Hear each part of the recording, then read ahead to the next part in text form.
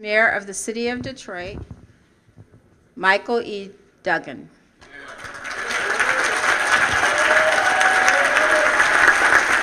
Boy, thank you.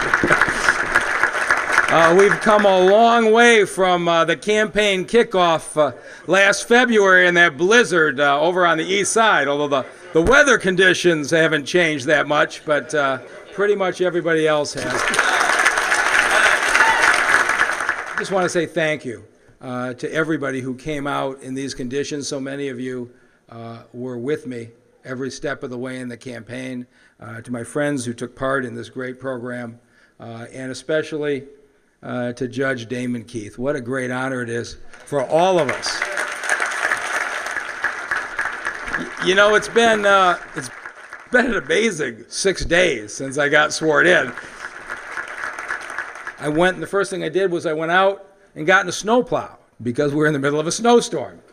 But what I wanted to do was get the perspective from the city employees, because I feel like for too many years we have been beating down the men and women who are working in this community and delivering the service every day.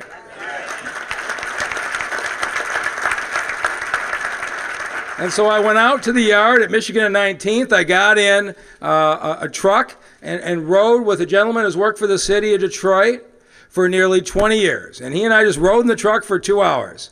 And if you want to know what our workers are up against, they're in vehicles that are many years old with many miles. There's no GPS system telling us where they are. There's no radio system in the vehicles to communicate. They're given a route and they say go out to Verner all the way to the border and come on back with the salt.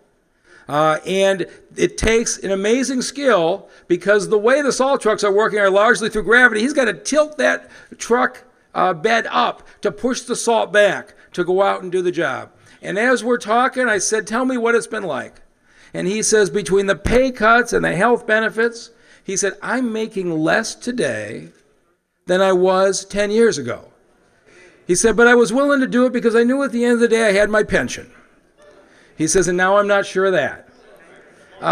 And as I watched the treacherous work, and I think to myself, many of us here go to an office and work 8 hours a day. We come home and tell our families how tired we are from how hard the work was.